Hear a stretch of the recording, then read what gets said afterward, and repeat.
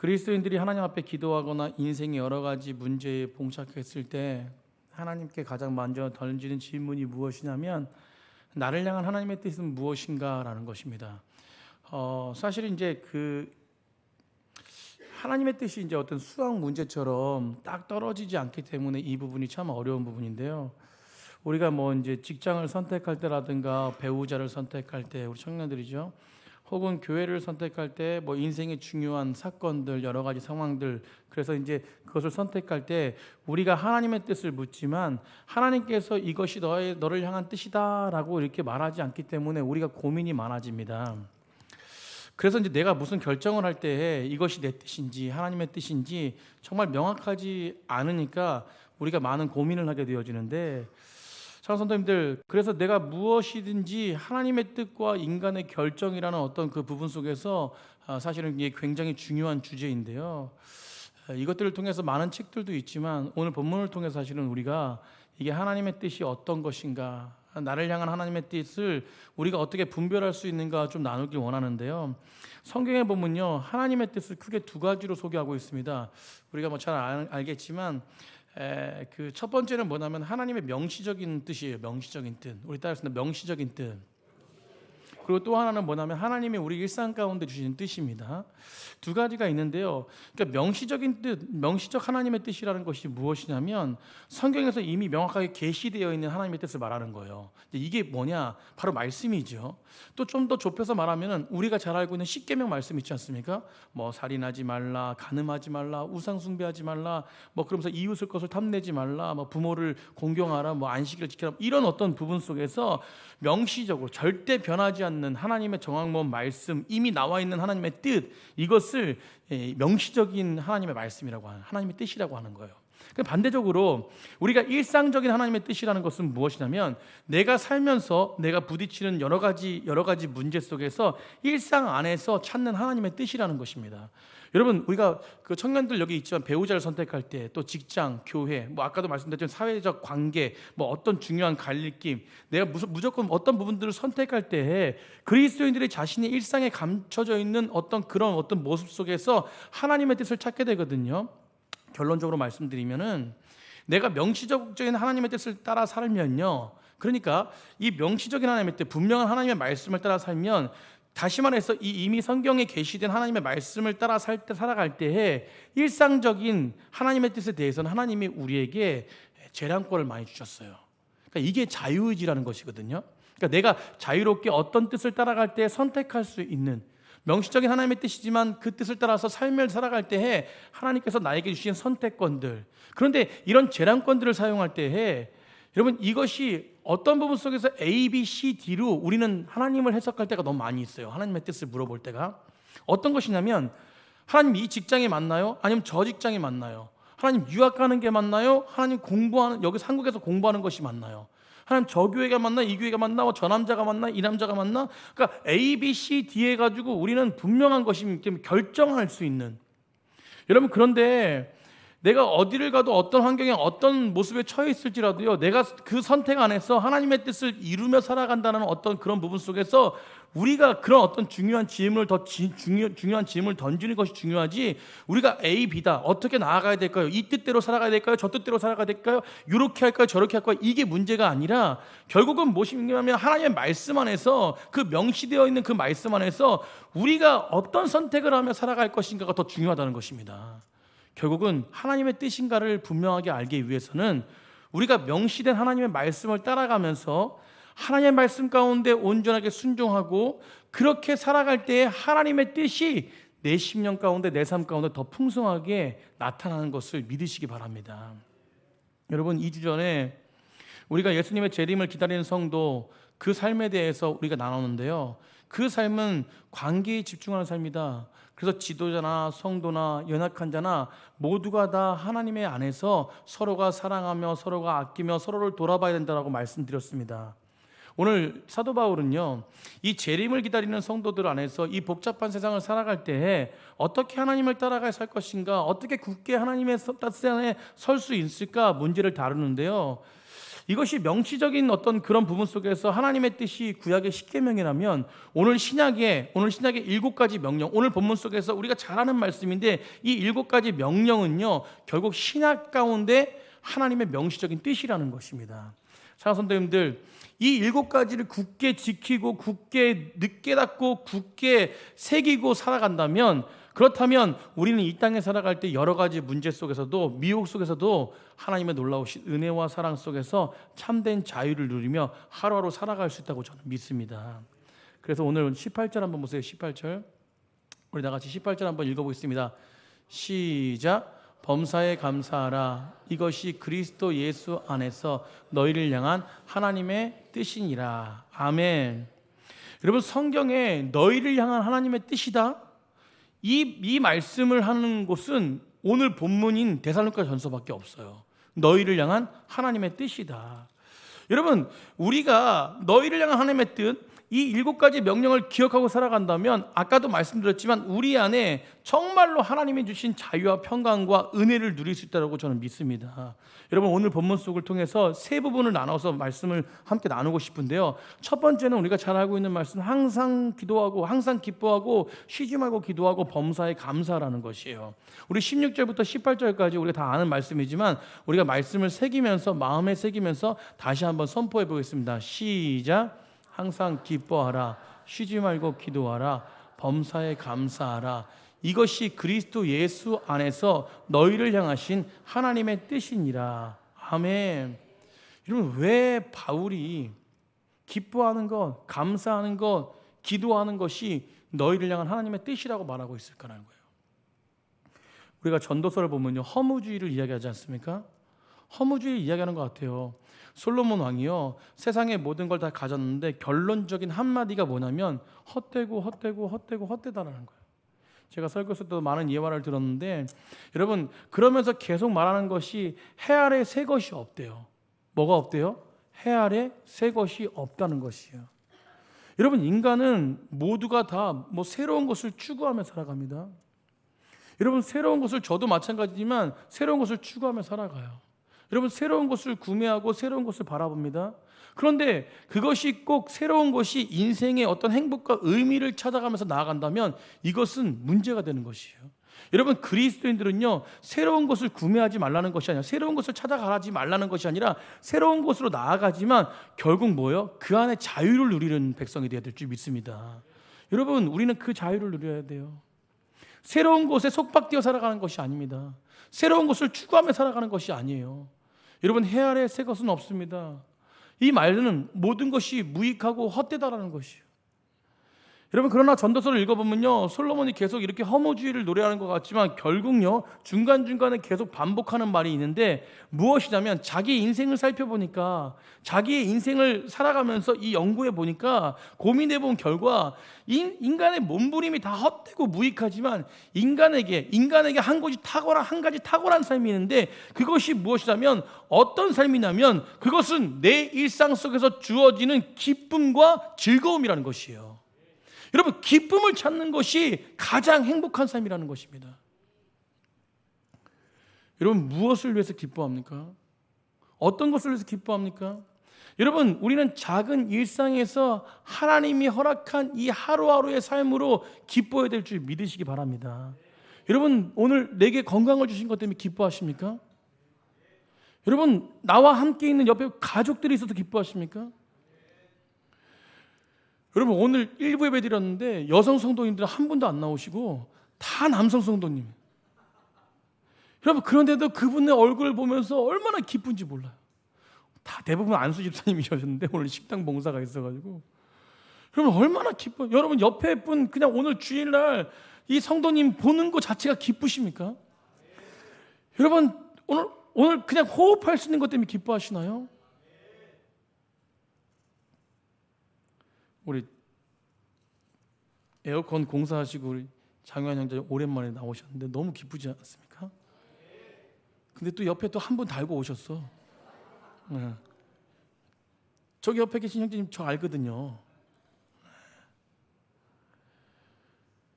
여러분, 이게 세상 사람들이 보면 기쁜 일인가요? 아니요. 근데 우리는 기쁘지 않습니까? 여러분, 일상의 작은 것 때문에 기뻐하는 거예요? 여러분, 솔로몬은 세상의 모든 걸 가졌고 쾌락을 누렸습니다. 모든 것이 인간이 추구하는 모든 영광을 다 소유했습니다. 그런데 이 솔로몬이 마지막으로 얘기하면서 이 땅에 새로운 것 추구해봤지만 다 헛것이다. 그 안에서 정말로 이 소중한 것을 기뻐하지 않으면 다 헛것이 돼버린다. 여러분, 주님 안에 자유를 이야기하는 거예요. 자유를. 주님 안에 평강을 이야기하는 것입니다. 오늘 여러분, 사도 바울이 세 가지를 얘기해요. 기뻐하라, 기도하라, 감사하라 이야기합니다. 그런데 중요한 것은 이 명령령 앞에 붙어있는 부사예요. 부사. 이 사도 바울이 뭐라고 기뻐한대요? 항상 기뻐한대요. 여러분, 항상 기뻐할 수 있나요? 여러분, 쉬지 말고 기도한대요. 여러분, 쉬지 말고 기도할 수 있나요? 여러분, 범사에 감사해요.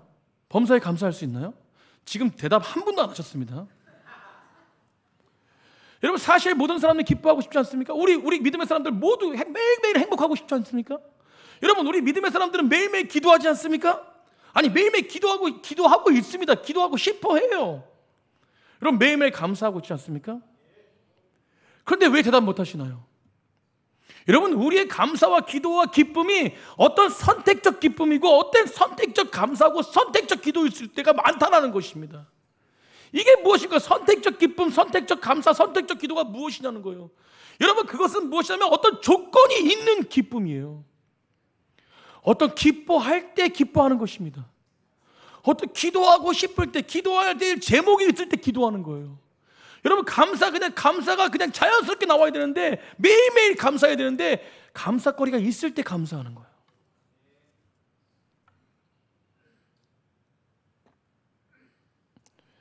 여러분들, 근데 사도 바울은 뭐냐면 조건 없는 항상 기뻐하라고, 조건 없이 항상 쉬지 말고 기도하라고, 조건 없이 범사에 감사해래요. 여러분, 어렸을 때 제가 이 말을 들었을 때 항상 기뻐하고 쉬지 말고 기도하고 범사에 감사로 어렸을 때 예배 드리면서 이 말씀 듣고 말했는데, 어떻게 항상 24시간 동안 나는 기뻐하지? 웃으며 다녀야 되나? 맨날 스마일 해야 되나? 여러분, 저는 그렇게 깨달았어요. 쉬지 말고 기도하는데 무슨 얘기지? 기도원에 들어가 살라는 건가? 여러분, 범사에 감사하는 거 감사하지도 않는데 그냥 내 입술 속에서 그냥 감사 이야기 계속 해야 되는 건가? 기계적으로? 여러분, 이 말씀이 잘 이해가 되지 않았습니다. 그런데 18절 보니까 항상 기뻐하고 쉬지 말고 기도하라 범사에 감사란 명령 이후에 가장 중요하게 이렇게 돼야 되는 가장 핵심적 질문을, 핵심적 키워드를 우리에게 말씀해 주시는데, 실마리를 찾게 해주시는데, 그것이 뭐냐면 그리스도 예수 안에서예요. 아멘. 여러분, 그리스도 예수 안에서 항상 기뻐하고 쉬지 말고 기도하고 범사에 감사라고 말씀하시고, 이게 너희를 향한 하나님의 뜻이라는 것입니다. 그리스도 예수 안에 있는 너희를 향한 하나님의 뜻, 혹은 그리스도 예수 안에 있는 뜻, 이런 의미인데, 여러분, 내가 그리스도 안에 있다는 것이, 그리스도 안에 존재가 되었다는 것이 내게 가장 큰 기쁨인 사람들만이 누릴 수 있는 것이 항상 기뻐하고 범사에 감사하고 쉬지 말고 기도할 수 있다는 거예요. 여러분, 성경의 가장 위대한 단어를 뽑으라면요, 주님 안에입니다. In Christ. 여러분, 사도 바울이요, In Christ 계속 사도 바울이 서신서에 반복하는 한 가지가 있거든요. 그게 바로 예수님 안에예요. 여러분, 사도 바울이 예수님 안에, 예수님 안에, 예수님 안에, 여러분, 이것을 계속 반복합니다. 그리스도 안에. 여러분, 우리 존재가 행복하고 항상 기뻐하고 범사에 가면서 쉬지 말고 기도할 수 있는 이유가 뭐냐면 그리스도 안에 있는 존재가 되어달라는 것이에요. 여러분, 우리가 그런 귀한 존재입니다. 여러분, 우리 옆에 분은 축복했으면 좋겠어요. 예수님 안에 계신 존재이십니다. 아멘. 여러분, 우리는 원래 창세기에 하나님의 형상을 담은 하나님의 귀한 존재였어요. 여러분, 그런데 우리는요, 하나님의 실존 앞에 설 수 없는 존재가 됐습니다. 그게 뭐 때문에 그런 거예요? 죄 때문에 그런 거예요. 여러분, 우리는 죄인이기 이전에 하나님의 아들, 딸이었습니다. 하나님의 귀한 존재였어요. 그런데 죄 때문에 그래서 아담이 선악과를 먹고 죄를 짓자 그의 후손들은 뭐라고 말씀하면 정령 죽게 되었습니다. 여러분, 이것은 뭡니까? 이 죽음은 분리예요, 분리. 어떤 것이냐면 이전에는 하나님의 형상 닮고 하나님 안에 있었는데 이 죄로 말미암아 하나님과 관계가 분리되었습니다. 그리고 무엇이요? 이웃과의 관계도 분리가 되었어요. 여러분, 그렇게 그것만이 아니라 사방에 자신으로 분리되고 세상으로 분리되고, 여러분, 그러니까 인간은요 소외된 존재가 된 거예요.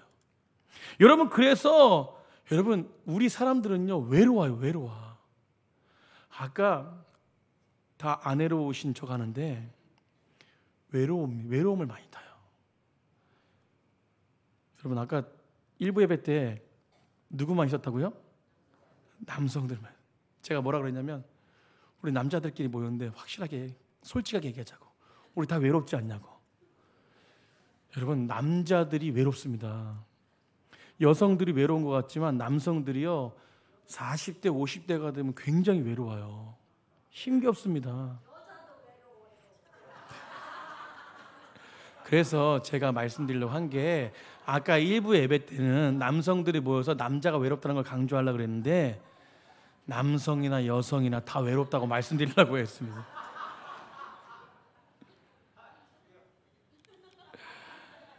여러분, 우리는 다 외로운 존재라는 거예요. 남성만 외롭다는 게 아니라 여성만 외롭다는 게 아니라 우리가 다 외로운 존재예요.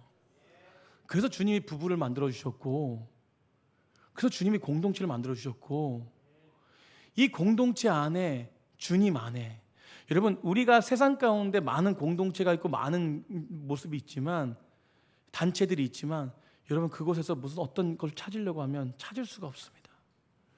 여러분, 오늘 제가 그래서 말씀드려요. 여러분, 죄가 가져온 거는 수치와 절망과 외로움이에요. 사랑과 관계도요, 죄 가운데 관계를 갖잖아요. 그러면 언제든가 상처뿐입니다. 사랑하는 성도님들, 공동체 안에 상처가 없나요? 상처가 있지요. 그러나 주님 안에 있기 때문에 우리가 상처 속에서 상처가 되지 않는 것입니다. 주님 안에가 중요한 거예요. 여러분, 제가 예전에 과거에도 한번 예화를 몇 번 들은 적이 있는데, 신화 속에, 그리스 신화 속에 마이더스 손이라는 유명한 신화가 나옵니다. 여러분, 마이더스 손, 여러분, 이 마이더스라는 사람이 왕이었거든요. 여러분, 엄청난 재산을 가지고 있었습니다. 근데 그것 때문에 만족하지 않았어요. 아무리 재산을 갖고 더 갖고 싶은 마음이 생기니까 이 마이더스 신이 술의 신이었던 디오니소스에게 뭐라고 얘기하냐면, 나 좀 만지는 것마다 황금이 되게 해달라고. 만지는 것마다 황금이 되게 하려고 당근. 욕심이죠. 근데 우리가 이것을 뭐 이렇게 그 마이더스 손이라는 것을 경제계에서 이렇게 말하지 않습니까? 뭐 만지는 것마다 다 잘 된다. 여러분, 근데 이건 긍정적인 의미가 아니에요. 부정적인 의미입니다. 욕심으로 인해서 많은 것을 축적시키는 그 욕심의 마음, 욕망의 마음으로 인해서 사람이 어떻게 실패하는지에 대한 것을 보여주는 거예요. 사랑하는 선생님들, 우리가 마이더스 손으로 모든 걸 다 만지니까 황금이 되게 해주니까 이 먹는 거, 뭐 과일을 먹고 싶은데 그거 먹으려고 그러니까 뭐가 돼요? 황금이 돼요. 여러분, 사랑하는 아내를 이렇게 안아가지고 만지니까 뭐가 돼요? 황금이 돼요. 여러분, 욕망 때문에 벌어진 일들을 이야기하는 것입니다. 여러분, 아담 안에 태어난 우리 인간은요, 실존이 뭐냐면 죽음이에요. 죽음, 분리입니다. 외로움, 아픔, 관계 깨짐. 그러나 그리스도인들은 무엇이냐면 주님 안에 있는 자들은 하나됨이에요. 아멘. 여러분, 회복입니다. 여러분, 예수 그리스도에 대한 믿음의 예수 그리스도의 완전한 구속의 십자가, 그분을 믿고 나아갈 때 우리가 예수 안에서 실존된 사람으로 아담 안에 실존이 바뀌어서 그리스도 안에 실존이 되었습니다. 여러분, 그래서 로마서 5장 17절 우리 한번 다 같이 보겠습니다. 로마서 5장 17절 우리 다 같이 한번 읽어볼게요. 시작. 사망이 그 한 사람을 통하여 왕노릇하였은즉 더욱 은혜와 의의 선물을 넘치게 받는 자들은 한 분 예수 그리스도를 통하여 생명 안에서 뭘 한다고요? 아멘.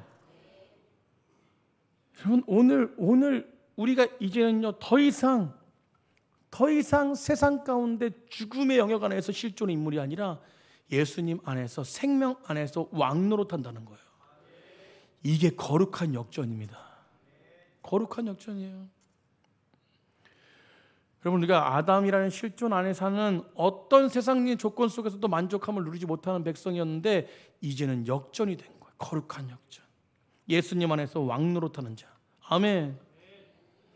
여러분, 이런 부분 속에서 믿음이 있기 때문에 우리는 조건과 상황과 환경을 초월하는 기쁨의 감사를 가질 수 있는 거예요. 변함없이 기도할 수 있는 것입니다. 이것이 성도의 영광이고 승리인 줄 믿으시기 바랍니다. 그래서 여러분, 그리스도 안에 있는 자들은 항상 기뻐하고 쉬지 말고 기도하고 범사에 감사할 수 있습니다. 여러분, 오늘 이 명령어지만 이것을 더 정확하게 표현하면 이런 것이에요. 너희는 그리스도 예수 안에 사는 인생들이기 때문에 항상 기뻐하는 것이 마땅하다. 너희는 그리스도 안에 사는 인생들이기 때문에 항상 쉬지 않고 기도하는 것이 마땅하다. 너희는 그리스도 예수 안에 사는 인생들이기 때문에 범사에 감사할 수 있는 능력이 너희 안에 있다. 아멘. 여러분, 우리는 이런 귀한 존재입니다. 그런데 어디 안에 있을 때? 주님 안에 있을 때. 주 안에 있는 나에게 땅 근심 있으랴. 아멘. 주 안에 있는 나에게 땅 근심 있으랴. 십자가 밑에 나가 내 짐을 풀었네. 우리 다 같이 주님을 찬송하면서 주님을 찬송하면서 할렐루야메 할렐루야. 내 앞길 멀고 험해도 나 주님만 따라가. 아멘. 주님 안에 있기 때문에 이 모든 것들을 할 수 있어요. 어제 제가 내일 이제 30찰 저희 남서울로에 30찰이 확장이 돼서 축사를 하러 가기 위해서 이제 거기에 이제 화분을 이제 보내려고 제가 잘 가는 화분집이 있어요. 이제 저는 소식을 이제 알았었는데 화분집에 가는데 그 남편 사장님이랑 아내 사장님이 같이 이렇게 일을 하시면서 그 굉장히 이렇게 열심히 이렇게 살아가시는 분들이었어요. 근데 2달 전에 이 남편 형제님이 하늘나라를 갑자기 가신 거야. 뭐 어떤 이유인지는 잘 모르겠어요. 그냥 갔어요. 가가지고 아이고 어떡하냐고, 아이고 속상하시죠. 그러니까 얼굴이 말이 아니야. 그래서 이제 제가 1달 전에도 한번 화분을 하러 갔는데 그 집이 문이 닫혀 있어가지고 장례식 치르고 이렇게 이런 문제 때문에 힘들어서 못 나오시는구나 하고 있는데 아이고 얼굴도 반쪽이 됐고요. 막 여러 가지로 힘겨워요. 그래서 이제 어떻게 혼자 하시냐 그러니까 뒤에 보니까 둘째 아들이 나와서 함께 도와주고 있다고 그래. 그래서 제가 막 같이 이렇게 안아주면서 힘내시라고. 그분은 예수 믿지 않아요. 예수님 믿지 않고 아이고 목사님, 제가 목사인지 알거든요. 그래서 자주 가면서 이제 이야기하고 그래서 목사님, 난 목사님만 보면 좋은데 아이고 오늘 왜 이렇게 눈물이 나지? 이게 한번 목사님이 안아주고 위로해 주니까 내가 내 속에 너무 기뻐가지고 내가 너무 위로받는 것 같아서 기뻐가지고 눈물이 난다는 거예요. 그래서 같이 울어줬어요. 울어주면서 아이고 좋은 데도 가고 이렇게 돌아다니시면서 혼자 이렇게 힘들어하지 말고 말도 많이 하시고 제가 자주 들릴게 하니까 또 뻥뻥 우시는 거예요. 아이고 말이라도 자주 들려서 말이라도 해주신다고 하니까 감사하다고. 여러분, 믿음의 사람들은요, 제가 제 자랑을 하는 게 아니라 믿음의 사람들은요 어디에 가든 회복의 은혜가 있는 줄 믿으시기 바랍니다. 그냥 가서 그냥 울어주고 가서 그냥, 왜요? 하루를 살아가는 것이 은혜니까. 여러분, 오늘 예수님 안에 있는 자들은요 항상 기뻐할 수 있다. 쉬지 않고 기도할 수 있다. 범사에 감사할 수 있다라는 거예요. 오늘 그런 은혜가 우리 가운데 있기를 간절히 축복합니다. 2번째, 우리가 성령을 소멸하지 말고 예언을 멸시하지 말라고 말합니다. 바울은 항상 기뻐하고 쉬지 말고 기도하고 범사에 감사하라는 명령 후에 성령을 소멸하지 말라고 말하는 이유가 있어요. 오늘 성령을 소멸하지 말라고 말합니다. 우리가 본문 5장 19절입니다. 19절 20절이에요. 성령을 소멸하지 말며 예언을 뭐하지 말라? 멸시하지 말라. 성령과 예언을 같이 해서 묶어서 이야기하는 거예요. 그럼 예언은 뭐냐면 말씀이잖아요. 말씀. 예언의 말씀을 무시하지 말래요. 그럼 결국 성령을 소멸하지 않고 예언의 말씀을 무시하지 않기 위해서는 성령이 충만한 자가 되어야 된다는 거예요. 그럼 성령과 말씀, 진리의 말씀이 하나로 가는 것이죠. 사랑하는 성도님들, 성경에 우리 안에 우리 믿음의 사람들을 뭐 하냐면 성령이 거하시는 성전이래요. 다시 한번 믿음의 사람들 뭐라고 하냐면 성령이 거하시는 성전이라고 말합니다. 너희가 하나님의 성전인 것과 하나님이 성령이 너희 안에 거하시는 것을 너희가 알지 못하느냐라고 말해요.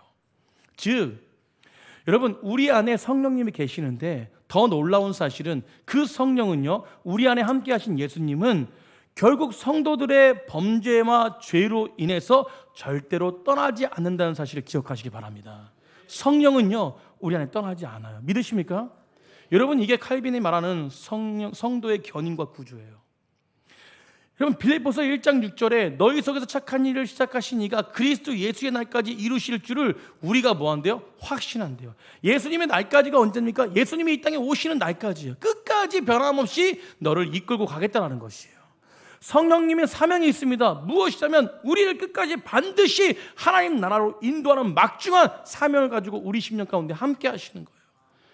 여러분, 그런데 오늘 본문 속에서 성령을 뭐 하십니까? 성령을 소멸하지 말라고 합니다. 이것은 어떤 것이냐면 성령은 내 심령 가운데 늘 함께 하시는데 결국 우리가 한 가지 해야 될 게 있는데 그것이 바로 뭐냐면 순종이라는 것입니다. 성령은 버리지 않으십니다. 성령은 우리와 함께 하십니다. 그런데 반드시 믿음의 사람들이 해야 될 것은 뭐냐면 순종과 반응이라는 거예요. 어떤 것의 순종과 반응입니까? 말씀 안에 순종과 반응이에요.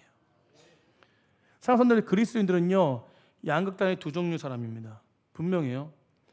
한쪽은 성령이 충만한 사람이고 한쪽은 성령을 소멸하는 사람이에요. 저는 판단할 수 없지만 이곳에서도 있을 수가 있습니다. 한쪽은 성령이 충만한 사람, 한쪽은 성령을 거슬리는 사람. 여러분, 성령이 충만한 사람은요, 항상 기뻐하고 쉬지 않고 기도하고 범사에 감사하는 삶을 살아갑니다. 어떤 유혹과 핍박 속에서도 감사와 기도를 놓지 않아요.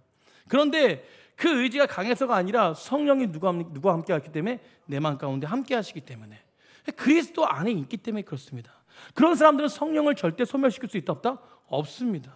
여러분, 그러나 성령이 소멸되면요, 성령을 소멸시키는 사람들은 하나님 말씀에 반응하지 않고 나아가지 못하는 사람들은 심각한 무기력과 침체에 빠지게 되는데 아무리 많은 것을 가져도 세상의 조건과 모든 일들을 가져도 감사하지 못합니다. 여러분, 그래서 오늘 본문 속에서 성령을 소멸하지 말라는 거예요. 사랑하는 성도님들, 우리 안에 성령이 충만함을 믿으시기 바랍니다. 오늘 성령을 소멸하지 말라고 말씀하시면서 결국적으로 성령의 충만함을 갈 수 있는 세 가지 이야기를 하는데 그것이 바로 뭐냐면 21절과 22절, 20절과 22절까지의 말씀이에요. 그것은 뭐냐면 예언을 멸시하지 말고 범사에 헤아려 좋은 것을 취하고 악은 어떤 모양이라도 버리라. 아멘. 예언을 멸시하지 말고 말씀에 순종하고, 그리고 무엇입니까? 범사에 헤아려 좋은 것을 취하고, 그리고 무엇이에요? 악은 어떤 모양이라도 버리라. 어떤 사람이 성령에 충만한 사람이 이렇게 할 수 있다는 것이죠. 자, 처음부터 논리적으로 한번 보겠습니다. 어떻게 연결하십니까? 오늘 본문 속에서 항상 기뻐하고 쉬지 말고 기도하고 범사에 감사하라, 명시적인 뜻이에요. 이렇게 살아야 된다는 것입니다. 그런데 그렇게 살아가는 힘이 무엇이냐? 성령이 충만한 것이에요. 예수님 안에 있는 자들이 성령이 충만한 것입니다. 성령이 충만한 것의 반대는 성령을 소멸하는 것이에요. 그래서 성령을 소멸하지 않고 성령이 충만하게 가려면 예언을 멸시하지 말라는 거예요. 예언의 말씀. 아멘. 여러분, 성령은 진리의 영이십니다. 말씀의 영이세요. 그렇기 때문에 한 세트로 가는 거예요. 말씀에 순종하는 백성들만이 성령이 충만할 수 있다는 것을 믿으시기 바랍니다. 오늘 말씀의 결론이에요. 결국은요, 하나님은 우리 가운데 무엇을 원하시냐면 항상 기뻐하고 쉬지 말고 기도하고 범사에 감사함을 원하시는 거예요. 그래, 어떤 사람이 그렇게 살아갈 수 있습니까? 주님 안에 있는 자들. 여러분, 주님 안에 있는 것이 무엇이요? 성령이 충만한 자들입니다. 성령이 충만한 자들은 말씀을 무시하지 않아요. 좋은 것을 취합니다. 선을 취해요. 그리고 무엇이요? 악을 버립니다.